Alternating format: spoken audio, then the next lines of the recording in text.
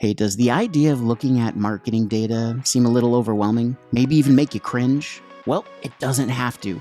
In today's Grow with Google class, I take you through Google Analytics and introduce you to some new features that will help you make sense of what your website visitors are doing so that you can make better decisions and grow your business. You ready? Here we go. On its surface, data looks like a lot of numbers and figures that you may find encouraging or disappointing depending on your expectations. Did you see a sales bump last month? Great! Did visits to your website take a steep dive this quarter? Sad trombone. But data can tell a bigger story. You may have had fewer visitors to your site, but the data might show that they are return customers and they bought more products. You can learn things like where they are, where they're coming from, social media or search results, what web pages seem to interest them the most, or for that matter, the least. What we want to do is understand the patterns, the story behind the data, and that's going to put us in a better position to create effective campaigns. So, what I'm going to do is I'm actually going to introduce you to T Drops. You're going to learn how a women led business is harnessing growth to uplift their community with Google Analytics. I think it's a really exciting time to be a woman entrepreneur. At T-Drops, we had 15 incredible, amazing women who are very diverse. We really try to create a supportive and loving environment that enables women to, reach their highest potential. I launched T-Drops in 2015. In the early days, I used Google Analytics pretty heavily because I didn't know much about who our customer was or who was coming to our site. Our customer base is primarily female, about 90%, and her average age is around 36 years old. 60% of our customers are moms, so very busy and on the go. With Google Analytics, there's just a wealth of information, including behavioral interest. We were able to create 3 specific personas and target those personas with our use of Google Ads. We've seen our new traffic increase by 218% for that channel, really helping to drive our new customer acquisition. We use that to really shift our strategy for us to continue on our mission to deliver self-care tea experiences that really matter. Also, I really wanted T-Drops to have a social mission behind it.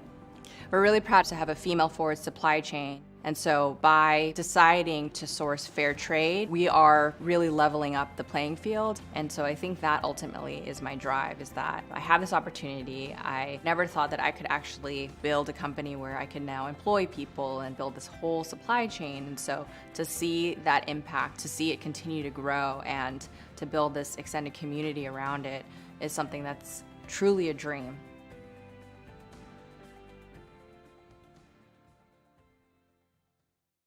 So we learned a little bit more about how T Drops is using information at its fingertips to grow its network, to grow its impact on the community. Today, here's what we're going to do. First, we're going to look at an intro to Google Analytics.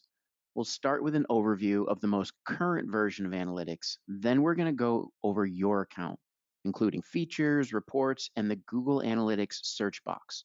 If you haven't used the Google Analytics search box, you definitely want to pay attention to that section. Then we'll show you how to link Google Analytics and Google Ads. And finally, I'll wrap it up, give you a few additional resources, and I'll be happy to answer your questions. So let's start with the basics. What is Google Analytics?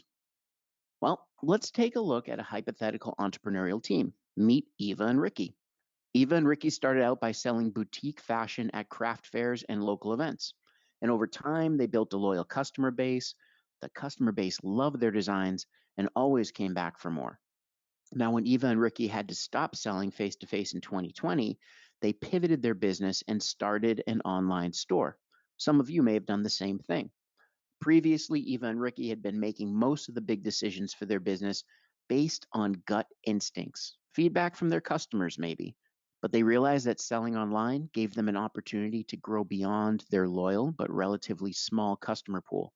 And they wanted to be smart about how they did it. So, throughout this workshop, we'll show how Eva and Ricky would use Google Analytics to take that next step for their clothing business. And the questions Eva and Ricky faced are familiar to many small business owners, probably some that you have yourselves. As we go through today's workshop, I want you to think about the questions that you have. so you can learn how Google Analytics can help you find the same answers and find the story behind the data. Now, Eva and Ricky felt confident that making gut decisions as they built their business because that's what they knew. They knew their customers really well. They were coming to those artisan fairs, and so they got to know they had that rapport. They would see the same people over and over again, and they got some of their best design ideas from conversations with those folks. When Eva and Ricky first started selling online, they continued to use their gut instinct to curate products. Let me ask you, right in the questions box, how many of you use gut instinct to make business decisions? Type in the word gut, G-U-T. Type in gut in the questions box. Informal poll here. Let me know how many of you are using gut. I'm seeing a whole bunch of them, right? A lot of us do that. Visceral instinct. It's a survival mechanism. We're using our gut. But here's the thing. Despite their best efforts, they didn't see the number of sales they hoped for. What happened in the transition from craft fair to online store? Sometimes making decisions based on our gut, it works, especially if you're in close regular contact with your customers, but it's almost always better to base decisions and actions on data if you have it. Even a good gut decision, it may see improved results with data to guide the strategy. So, examples of gut decisions. If a new item wasn't selling, Eva and Ricky might assume the new design was a flop, they cut the price and take a loss. Or they could look at the data and notice that while overall sales were below average, the people who were buying the item were clustered in one particular city, or referrals were coming from a specific YouTube fashion influencer. Well, folks, that could lead them to focus their marketing efforts in a specific direction for that product and ultimately increase its sales. So, as Eva and Ricky started to learn more about their site visitors through Google Analytics reports, they were able to make sharper decisions for the business. And even Ricky's first step towards greater success, set a SMART goal. Type in SMART if you ever have created a SMART goal for your business. If you have, great. This is the time for you to think about that SMART goal. If you haven't, wonderful. This is a time where you're going to learn what a SMART goal is. So, a SMART goal is a framework, it's a way to look at goal setting.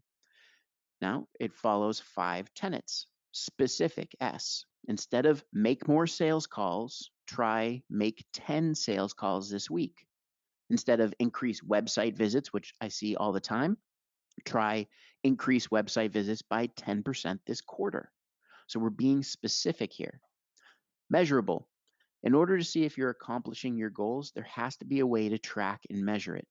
Now, depending on your goal, you can identify the reports in Google Analytics that can show you if you're meeting your goal. Attainable. Listen, it's okay to dream big, but it's also good to be realistic. Make sure your goal is something that can get accomplished. Relevant? Well, this is the why of the goal. How is it helping the business? Even something that may help you personally, like managing your time, that can still be relevant to the business. So we got to find that connection. And then time bound. You may need a deadline. Actually, let me strike that. You do need a deadline. When you do a deadline, when you set a time to your goal, you make yourself accountable. You put it out in the ether that I'm going to do this by this time. That time bound deadline is going to help you to achieve the goal.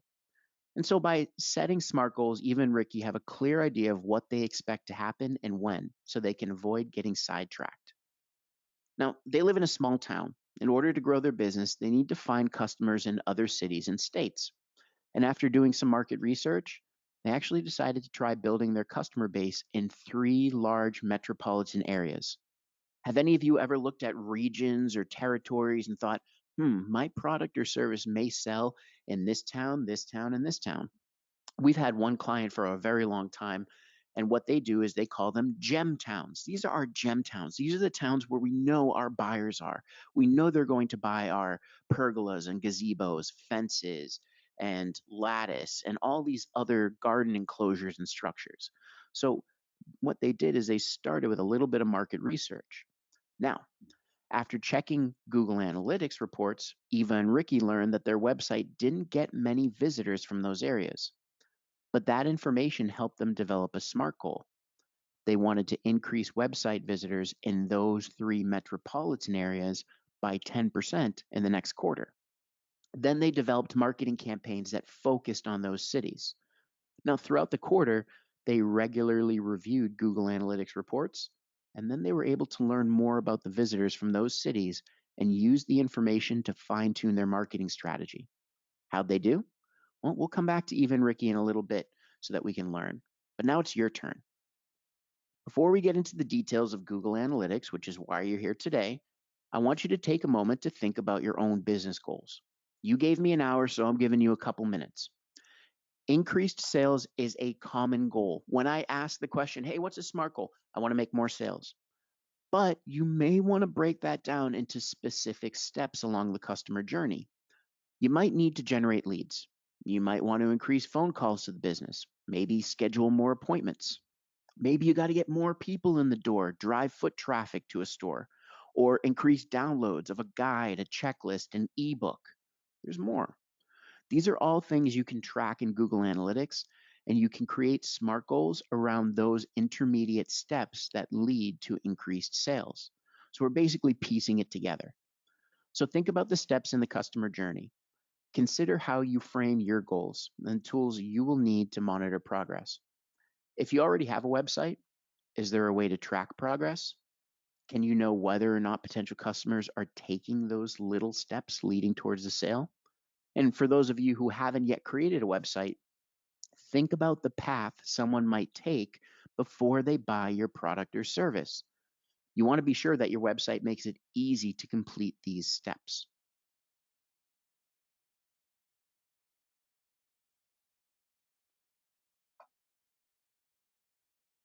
And I don't expect you to have a SMART goal right now. I gave you a few extra seconds, and maybe you're just going to jot down an idea. But what I want you to think about is really how you're going to take that SMART goal and then use a tool like Google Analytics. So let's take a deep dive into analytics.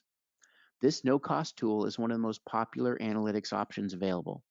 So with Google Analytics reports, you can understand visitor behavior on your site and what actions they take. You can see how customers find your site. You could track and record conversions on your site, key actions that users on your site take, such as completing a purchase, submitting a form, signing up for a newsletter, scheduling an appointment, or more. Once you begin using analytics, you can start to get a clearer picture of who is visiting your site and which groups of visitors are the most likely to help you achieve your goals. For example, you may discover that social networks bring lots of people to your website. This is actually really common, but these visitors don't buy many products. Conversely, you may find that email marketing campaigns bring fewer visitors, but they are far more likely to convert. Google Analytics won't give you information about individual people, but it will give you information about how groups of people with similar characteristics are going to behave on your website.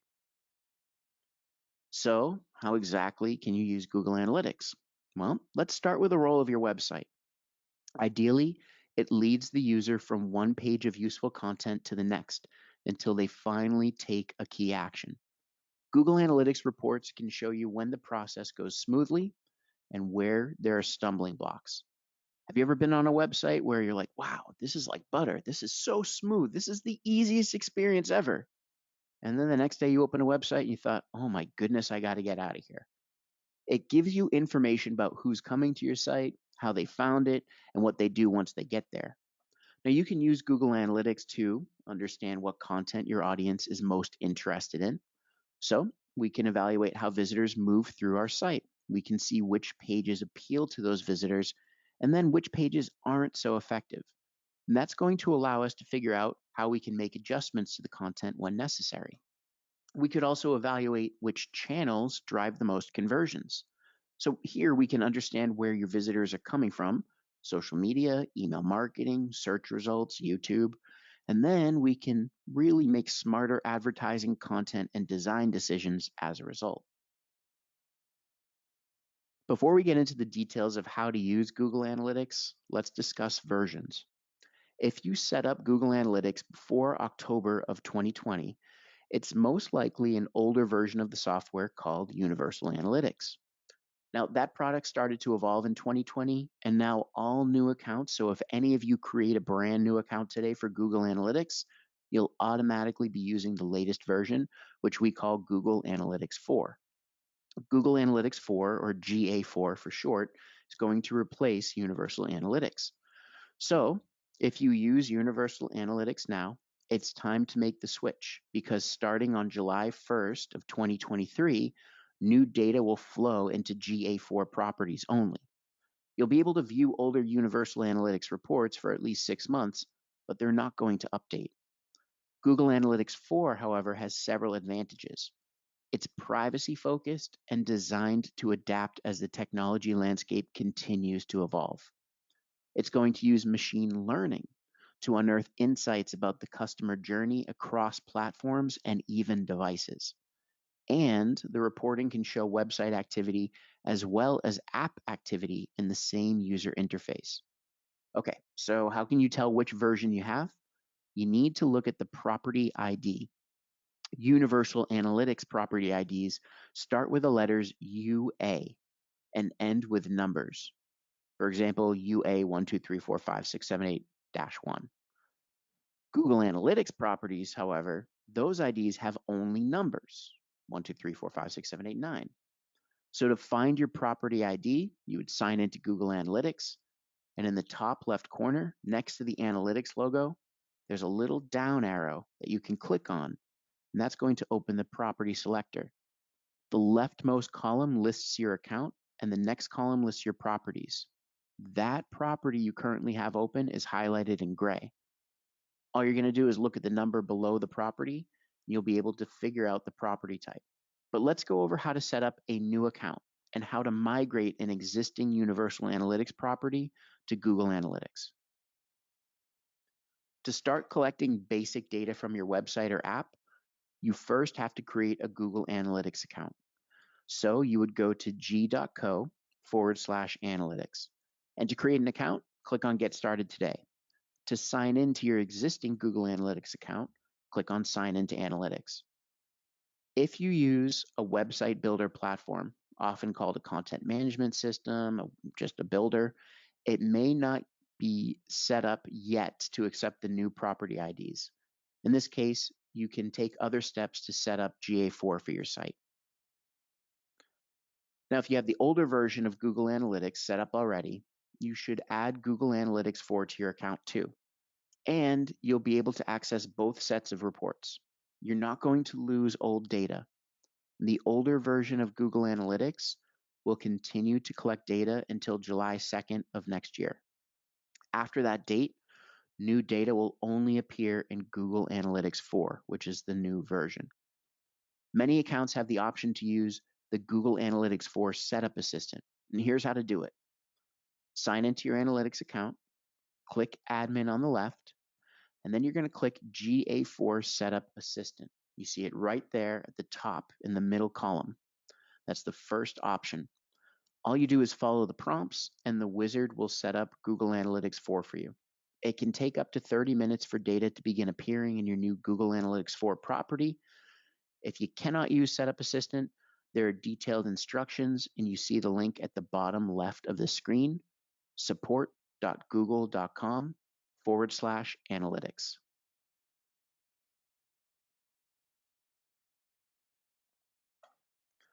So now that you know how to set up your Google Analytics account, and let me tell you, 37% of you said you're brand new to the game, so you just go to g.co/analytics and you'll set up the brand new Google Analytics 4 account. You don't have to worry about any of those steps I just showed you. Okay? But now that we've set it up, let's dive into how we can use it. When we're in Google Analytics, we see a homepage. And it shows a dashboard featuring the metrics you look up frequently when you're in the account, as well as a trend line. Now, the default dashboard is going to answer common reporting questions, but you can customize it to show other metrics that apply to your business objectives. And you can navigate to other reports within Google Analytics. So you see recently viewed reports, and you can scroll down to find insights related to how visitors are using your site. But before we move on, I'll point out one more feature, the search box at the top of the page. This is something people don't realize is there, and you need to be using it. It makes your life so much easier. What the search box does is connects you to a tool called Analytics Intelligence, which makes it easier to find the answers you're looking for. Now, we're going to learn more about that in just a bit, but for now, let's explore the different kinds of reports you can access in Google Analytics. The information gathered by analytics goes into a wide variety of customizable reports. And reporting is going to let you see valuable data about your users, as well as their behavior across your websites and or your mobile apps. Now we'll introduce some report categories, and first is real time. Real time is just like what it sounds. What's happening on your website right now? Second report, acquisition. Where did your website visitors come from? The third is engagement. Engagement on your site. What pages are visitors looking at? How are they navigating the site? Fourth, monetization. If you have an e-commerce site, are you selling products? And then we have retention. How frequently do visitors come to your site and how long are they staying on the site? And finally, tech. What devices and browsers are your visitors using? In almost any type of report you create, you can customize many of the options, such as the date range, but you can also customize reports using filters to narrow the information to just what you want. And you can compare two different sets of data for comparison, such as visitors this month versus visitors last month. One quick note to keep in mind, the numbers shown in Google Analytics may not be exact. However, they are accurate enough to give you a solid understanding and to help you monitor trends. So let's take a look at the real-time report and how to use it. Here's what I'm going to tell you. Write down if you're taking notes. Real-time report is something you want to use after you send out an email, you do a big social push, maybe you post a new video to YouTube, you send out newsletters, you might send out postcards and you know that they hit the mailboxes. This is where we're monitoring activity on our website as it happens. Some of the information you might see: number of users during the last 30 minutes, and it goes minute by minute. You might see users by source, medium, or campaign. In other words, where are the users coming from? We could see users or new users, all of them, or by audience based on reporting conditions you set. We could see users by website page title or developer supplied app screen if you have a mobile app. And that's going to tell us what content they're engaging with. We could see events, distinct user interactions on a website, like loading a page or clicking a link, watching a video. And we can see conversions, conversions being desirable actions that our users complete. With real-time reports, you can immediately and continuously monitor the effects of the campaigns that you send out and site changes, basically what they're doing to your traffic. For example, you could use real time to gauge the impact of a big media campaign. Let's say that you just put in quite a bit of time. You took my YouTube class, recorded a video, and then you put it out on different blogs. You sent it out via social media. You put it out in your email marketing newsletter. Now, this is where you look at your real time report to figure out, okay, what's happening? Are people actually clicking onto the site? Are they going through that user journey that I anticipated to get closer to that sale? Then we have acquisition reports. And acquisition reports show data about how users arrive on our website. So user acquisition gives you an overview of how visitors find your site. Are they first-time visitors or returning visitors? So you may see that a brand new user came to the site via search, and a returning visitor got there via an email campaign blast. This gives you the opportunity to spot trends that can help you reach more users. Now, in the slide here, we see that 374,000 new users found the site from organic search, 112,000 from a referral site, 32,000 from cost per click ads, and 1,300 from email.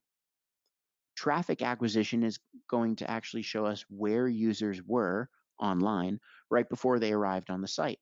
And this information can help you understand the effectiveness of your marketing efforts. Engagement reports present a picture of how people navigate through your site or your app and how they interact with it. Think back. Don't know if you remember these, but as a kid, I know that we used to have choose your own adventure books. So you remember you would read and then you get to page 5 and say, okay, do you turn left or do you turn right? If you turn left, flip to page 22. If you turn right, flip to page 39. Think about the user journey on your site, just like the choose your own adventure book. People are coming to a page and then they decide, do I want to read the testimonials page? Do I want to go to their services? Do I want to read a blog post? Do I want to exit the page? Engagement reports show us that user journey. For example, we can see when users check an account balance, scroll down a page slowly, which indicates that they're reading, view product details or spend time on a product page, maybe watch an informational video that you posted up from YouTube. Engaged sessions, which you see on the screen, are a collection of events that indicate the user is actively engaged with the website. An engaged user is a session that lasts 10 seconds or longer, has one or more conversion events, and or has 2 or more page views. I'll say that again. An engaged session in Google Analytics is a session that lasts 10 seconds or longer, has one or more conversion events, and or has 2 or more page views. If you have an e-commerce website, you'll probably use the monetization reports because they're going to tell you more than just if people are buying your stuff. In addition to showing revenue generated from product sales, from ads, and subscriptions, a monetization report lets you see the number of views for each item you sell, the number of ad impressions in your app, and more. And seeing the ratio between views and purchases for your products is going to help you adjust content so that you can increase sales. Maybe by using higher quality photos or bundling products. Maybe you just have to revamp the copy a bit. Retention reports help you understand how frequently and for how long users engage with your website after their first visit. So, in other words, do people come back? When? For how long? And what do return visitors do? Remember, while these aren't necessarily exact numbers, they are reliable and accurate enough for seeing trends in the data. And last but not least, tech reports. We want to understand the technologies our audience uses to let us fine tune the website and plan for future changes. For example, you want to be sure your site is fully functional in current browsers and works well on all mobile devices. You might also want to understand where important actions happen so you can focus resources developing your site in the places that make the most sense and get the most juice for the squeeze. So earlier in the presentation, I mentioned the Google Analytics search box and Analytics Intelligence. Again, it's a tool that uses machine learning to help you find the answers you're looking for and to surface trends and insights that may be important to your business. So now we're going to take a look. One of the most useful features in Google Analytics is the search box. In a nutshell, it allows you to type in your question in everyday language and connects you with possible answers. The search box is one of the features that makes up Analytics Intelligence. And Analytics Intelligence also powers insights and advanced features like conversion modeling. So at the top of Google Analytics reports, you're going to see a search box powered by Analytics Intelligence. This tool helps by delivering the answers you need when you're uncertain about where to look. So instead of having to click from report to report, link to link, and kind of floundering around, you can use a search box. It can also help you find admin pages, account or property configuration pages, and even help center content so that you can make more use of Google Analytics. Using the search box is straightforward. Type in a word, a phrase, or a question to get instant answers, reports, and insights. For example, if you enter the question, which channel had the highest goal conversion rate, you'll see a report with a ranked list of goal conversion rates ordered by channel. Or if you wanted to give a colleague access to your Google Analytics account, you could type in add new user and it would show you a link to add account access management for that person, the admin page that allows you to add them. Now, do you remember when we reviewed the analytics homepage and mentioned that you would find insights when you scrolled down? Those too are powered by analytics intelligence. Automated insights surface when unusual changes or emerging trends in your data are detected. And what happens is insights can help explain trends, changes, and opportunities that may be impacting your business. You can also create custom insights, up to 50 per property, and these show up in your account and can be emailed to you as alerts. I'm going to say that again. You can create up to 50 custom insights per property, and these will show up in your account, and you can choose to have them emailed to you as alerts. Every time you interact with an insight, analytics intelligence learns more about your interest and will rank new insights accordingly. So now you know how the search box helps you find the information you need. If you have experience working with Google Analytics, you may be accustomed to and prefer working with dimensions, secondary dimensions, and segments. You can still use those features. But if you're not familiar with these terms, here's a quick rundown. Think of a dimension. Okay? A dimension is a descriptive attribute or a characteristic of an object that can be given different values. So, an example, a dimension could be city, and then the possible values of that dimension could be Atlanta, Seattle, Boston, Chicago, Albany, Denver. Each analytics report includes a primary dimension. So think of it as a lens from which you can view the data. Sometimes you may want to dig deeper, and that's where secondary dimensions come into play. So again, if your primary dimension is city, and let's say Boston's a city, Atlanta, so on and so forth, then we can layer on a secondary dimension like browser. Now the reports can show us the city and the browser being used. And finally, segments. A segment is a subset of your analytics data. For example, you might want to see a report about visitors from Chicago using Chrome browsers. Now you see how the dimensions can help you pinpoint the audience you're looking for and isolate that data into your reports. It's pretty cool. Advanced analytics users should check out a tool called Explorations. So standard analytics reports give you lots of information, but they operate with a standard set of data relevant to that report. However, with Explorations, you have access to all of your data. You can pick out exactly what you want to see to get more in-depth insights into user behavior on your site. The kind of specific information you generate with Explorations can become a valuable tool in guiding your business plans. So it's worthwhile to open this tab and take some time to experiment with the different reports. So let's wrap this up and we'll go back to Eva and Ricky. Remember, Eva and Ricky had set a SMART goal. In this case, they wanted to increase website traffic by 10% in those three major metropolitan cities. So by using Google Analytics, they were able to discover their most active users and how their active users were finding their site in each city. Then they were able to adjust their marketing efforts to reach more people. And at the end of the quarter, Google Analytics showed them that traffic in all three cities increased by more than 10%. So they reached the goal they set, success. But increased traffic did lead to more sales in two of the cities, but it didn't increase sales in the third. And based on that information, they decided to pause that version of the campaign in that third city and really focus their resources where it was working. So you may have heard the term, mile wide, inch deep. They didn't want to be spread too thin. So they said, hey, looking at the insights, that third city isn't working. We're going to put that on pause for right now and focus on the two cities that are bringing us the business.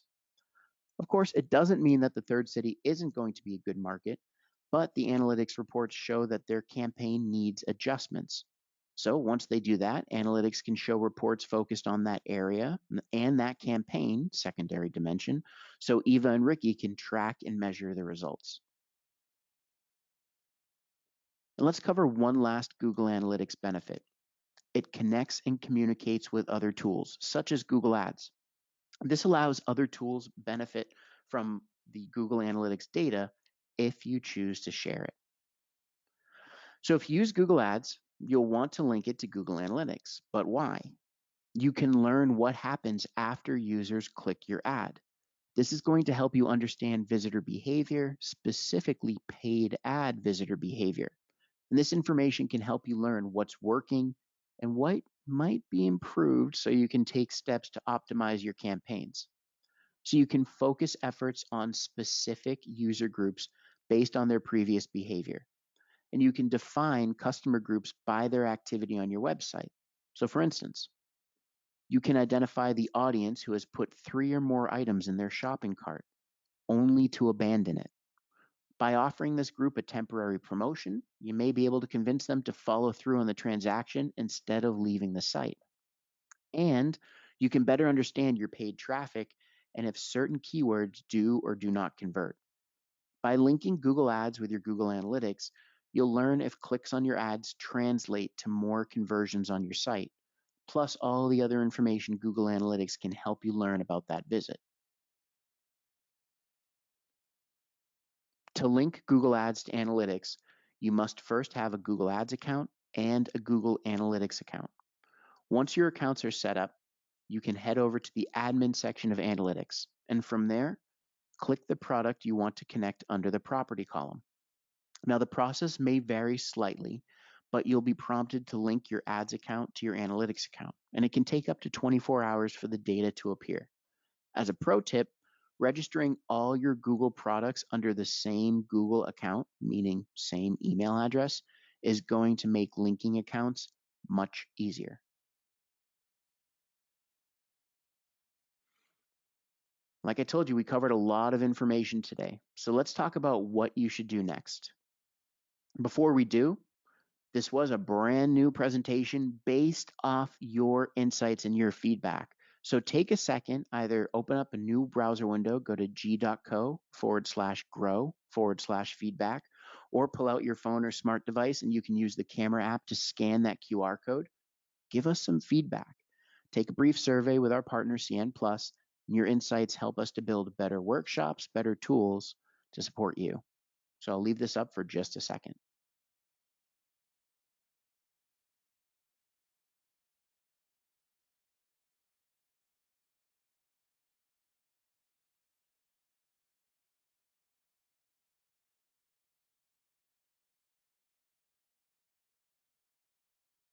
And where do we go from here? First, if you don't have a Google Analytics account yet, you're going to want to set one up. Google Analytics can't gather information from the past. So even if you don't think you are quite ready to dive into the reports, my recommendation, go set up the account now so that you'll have data to look at when you are ready. If you have an existing Google Analytics account that uses Universal Analytics, be sure to set up Google Analytics 4 now. You can continue using your old reports, but after July 1st of 2023, you'll need to make the switch. It will be better to have more data in the new reports. So again, start now, set it up, let it start collecting data for you. Now, when you're ready to dive in, use the reports to understand your site, or if you have a mobile app, your app visitors, and learn what they're interested in. Based on what you learn, you can set some goals and try some new things. Experiment with content, social media marketing, or online advertising. And remember to use Google Analytics to measure results and help see if your campaigns help you reach your goals. If they aren't working, try something different. Remember, marketing is a marriage of art and science. The art is being creative, writing the messaging, putting the graphics up. The science is in experimenting. That's what we've been talking about today. Now, if you enjoy video lessons, subscribe to the Grow with Google YouTube channel. You can go to youtube.com/grow with Google. The channel publishes a new video every Thursday, and we're covering topics that can help you grow your skills, careers, and businesses. If you're looking to start a new career and land a competitively paid job, or you just want to build your skills to grow in your own career, check out the Google Career Certificates. Google Career Certificates can give you a path to in-demand jobs with top employers that are currently hiring. You can earn a certificate and prepare for a new career in a high-growth field in under 6 months, even if you don't have relevant experience. Cool thing is you can learn at your own pace and you complete the online program on your own terms. And there are certificates for IT support, project management, UX design, data analytics, and digital marketing and e-commerce. So you can get started at grow.google/certificates.